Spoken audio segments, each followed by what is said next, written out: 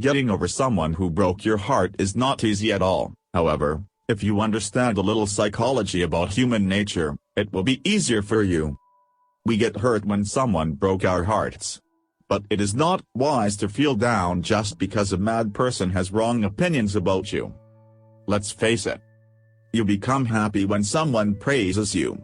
You become positive when someone gives you good compliments. And you become sad when someone says wrong things about you. You become sad when you see that someone becomes ungrateful for the things you did for them. So, however, the life is yours, yet what you get from life solely depends on other persons around you. In other words, you have no control over your own life. And your happiness depends on the other persons around you. So what is the solution of this problem? Don't allow others to control your own life. Let's consider what Eleanor Roosevelt said. No one can make you feel inferior without your consent. Eleanor Roosevelt. First off, don't feel pity about yourself because someone broke your heart for someone else. It is their loss to lose such a great person like you. And it is not your loss. You will find someone better than them. So there is no need to feel down about your situation. The second thing I want you to learn is learn how to deal with rejections.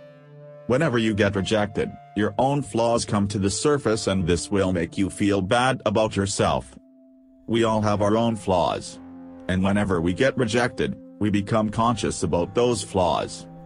Then we assume that we were rejected because of those flaws, and it hurts us badly.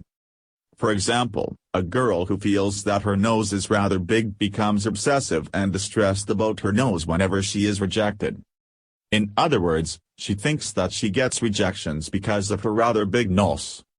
She is actually not hurt by rejection itself, instead she is being hurt when she associates her own flaws with rejections. Something very similar happens to you, too. You are not hurt by rejection itself. Instead, you are bothered by your own flaws. You might feel terrible by associating the rejection with your own flaws such as, I am been rejected because I am ugly. I am been rejected because I don't have long hair. I am been rejected because I don't have a car. I am been rejected because I don't have enough money. And so on. However, when you know the human psychology, you will understand that that's not the case. Rejections cannot bother you unless you associate your own flaws with them. The last thing you should understand is to accept the change. We humans tend to deny the change. We do it by nature. Do you know why? It is because every change brings uncertainty. And we are always fearful about uncertainty of future. It is also interesting to know that you already knew that you were not getting any happiness from the relationship, yet you didn't want to lose that relationship because you hated uncertainty about the future. Moreover, if any big changes happen in your life, you will always want to oppose the change because if you accept the change then you have to change yourself, too. People always want to stay in their comfort zone. When they face any change, they have to get themselves out from their comfort zone. So the thing you need to understand is to accept the change. Be open for the new reality of your life. Remember the survival of the fittest theory of Charles Darwin. It is not the strongest of the species that survive, nor the most intelligent, but the one most responsive to change. Charles Darwin.